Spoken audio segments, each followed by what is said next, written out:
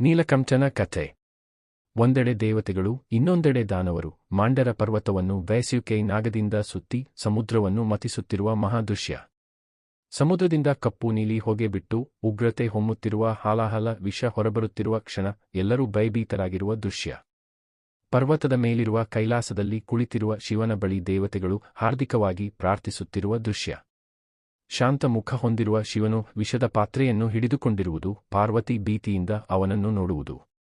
ಶಿವನು ವಿಷವನ್ನು ಕುಡಿಯುವ ಕ್ಷಣ ವಿಷ ಗಂಟಲಿಗೆ ತಲುಪಿದಾಗ ಅದರ ಪ್ರಭಾವದಿಂದ ಗಂಟಲು ನೀಲಿಯಾಗಿ ಬದಲಾಯುವುದು. ನೀಲಕಂಠನಾಗಿ ಕಾಣುವ ಶಿವ, ಗಂಟಲಿನಲ್ಲಿ ಕಿರಣ ಹರಡುವ ನೀಲಿ ಬೆಳಕು, ದೇವತೆಗಳು ಸ್ತುತಿ ಸಲ್ಲಿಸುತ್ತಿರುವುದು. ಪಾರ್ವತಿ ದಯೆಯಿಂದ ಶಿವನ ಗಂಟಲನ್ನು ಸ್ಪರ್ಶಿಸುತ್ತಿರುವುದು, ವಿಷವನ್ನು ಹೊಟ್ಟೆಗೆ ಹೋಗದಂತೆ ತಡೆಸುವುದು. ದೇವತೆಗಳು ನೆಲಕ್ಕೆ ಮಣ್ಣಾದಂತೆ ವಂದಿಸುತ್ತಿರುವುದು, ಹಿನ್ನೆಲೆಯಲ್ಲಿ ಶಾಂತಿಯುತ ಆಕಾಶ ಮತ್ತು ಸಮುದ್ರ. ಶಿವನು ಕೈಲಾಸದ ಮೇಲೆ ಧ್ಯಾನಸ್ಥಿತಿಯಲ್ಲಿ ಕುಳಿತಿರುವುದು, ಪಾರ್ವತಿ ಬಳಿ ಇದ್ದು ಗಂಟಲಲ್ಲಿ ಮೃದುವಾದ ನೀಲಿ ಪ್ರಕಾಶ. ಭಕ್ತರು ದೇವಾಲಯದಲ್ಲಿ ನೈವೇದ್ಯ, ದೀಪ, ಹೂವಿನಿಂದ ನೀಲಕಂಠ ಶಿವನ ಪೂಜೆ ಮಾಡುವ ದೃಶ್ಯ ಸಂಧ್ಯಾಕಾಲದಲ್ಲಿ.